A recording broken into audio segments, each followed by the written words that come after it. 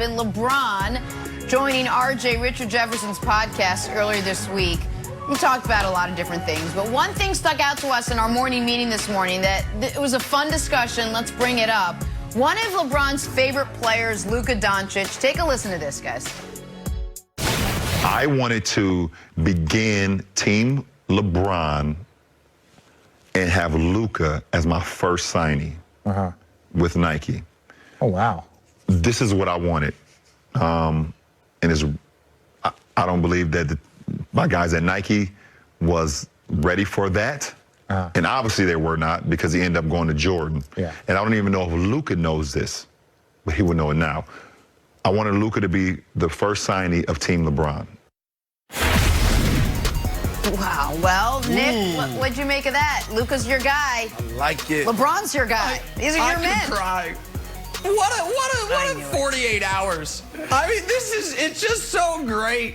The NBA puts Luka on Christmas Day. LeBron goes on the road tripping pod and says, my large adult Slovenian son is the one, essentially said, he's the guy I want to hand the keys to the car for the whole league to. It's just great.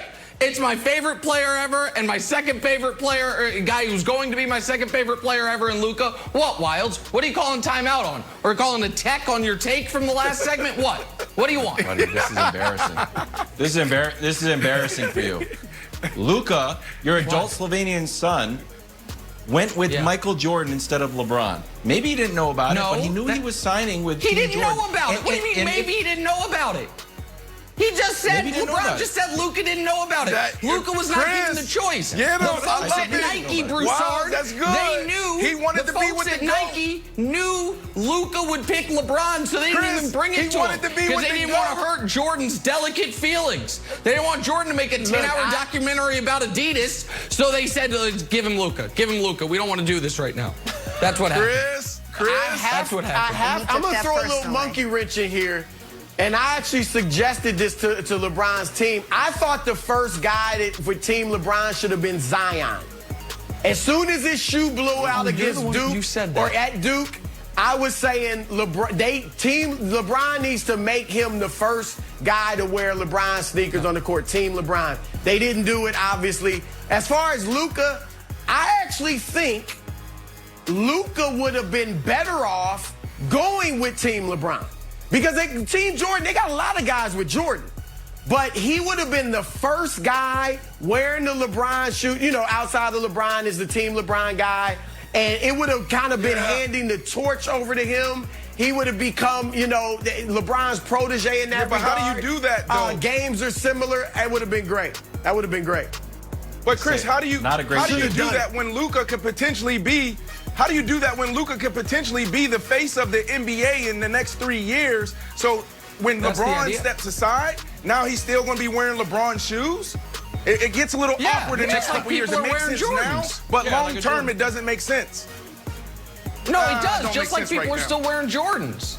It's nice, though. Listen, can I say this real quick? I'm almost glad this didn't happen, because in 30 years, all Jordan's going to have left is the sneakers, and he deserves something. So, like, when kids are like, oh, Michael Jordan, he played basketball. I didn't know, but he has great shoes. So it's nice. So disrespectful. No. I'm just saying. It's nice. As always, thanks for the time this morning. Much more to come on AD and LeBron's extensions with the Lakers. This is First Things First. Is Russell Westbrook to Washington for John Wall and a first-round pick. For Russ, this will be his third team in as many seasons after 11 years in OKC and then last year alongside Harden in Houston. But for Wall, who hasn't played basketball in almost 2 years, this is a chance for a fresh start as Harden's running mate. Chris Broussard still with us. Busy morning here on First Things First. Broussard, who are the winners and losers of this trade? Well, look, this was indeed a blockbuster trade because of the names involved. John Wall was a perennial all-star. Russell Westbrook is a legend. Yes, a legend, a first ballot Hall of Famer and a legend for the 3 triple-double seasons. But neither of these teams is going to be very good. So I don't know that there's a huge winner, but if I have to pick which team won the trade, I'm going with Washington because Washington becomes relevant. Right? We want to see Russ and Bradley Beal play together. Just like we wanted to see Russ and James Harden play together, if for no other reason than to see can it work. And I actually think it can work to a degree where I give them a shot, a pretty good shot, at making the playoffs in the East. Now, it's not guaranteed, but I think they'll battle with Atlanta, maybe in Indiana, you know, kind of for that 7-8 area in the playoffs in the Eastern Conference. So they're relevant. They got a shot. You put the ball in Russ's hands. You surround him with shooting. They were a good three-point shooting team last year, 8th in the league, I believe. And so you go from there. You're relevant. You're sexy. You're fun to watch. People are talking about you. As far as Westbrook overall, though, I think he would have been better off just staying in Houston. So I don't know that he's a winner overall. Obviously, he had talked too much, and it just had to be done at this point. But he was in a better situation with the Rockets. He may never play another relevant playoff game in his career. In Houston, they could have been maybe a second-round playoff team and gotten into the playoffs and made a little noise. But now he still can make all-star teams, though, in the East. That's something John Wall probably will never make an all-star team in the West. There's just way too many guards there, especially if James Harden stays with him. So I think overall, Wall was a loser in this deal, and the Wizards were the winners. Let me ask you a question, Broussard. Because you said if Russ stayed in Houston, they could, play relevant playoff games potentially, like they did last year. Made the second round last year. Right. They got beat by the best team. Why can't that happen with Houston with Wall? Like, I know we haven't seen Wall play in 2 years, but I think Christian Wood is a really good signing by them. I think Steven Silas is going to do a good job.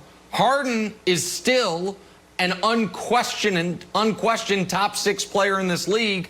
If John Wall is even 80% of what he was pre-Achilles injury and heel injury, why can't they go a similar place they would have gone with Russ? One, Wall's not as good as Russ. And I know they're similar style players, but it's a big if he's going to be what he was when he got injured. Okay, remember, he's got the knee injury and then the Achilles on top of that. But beyond that, what Russell Westbrook gave you, even though he and Harden weren't a great fit, and obviously Russ isn't great off the ball, he had this aggressive ferocity that kept the opponent off balance, that kept the opponent off guard. It was like his ferociousness was an X factor that just could throw everything out of whack for the opponent. And so you had Harden, who was this tremendous half-court scorer and shooter, and then you had Russ, who was just a whirlwind. And as athletic as John Wall was, and maybe still will be, he is not that. He does not put the defense off balance the way that Russell Westbrook did. So that kind of X factor, that unknown that, threw teams off in the West, they won't have that anymore.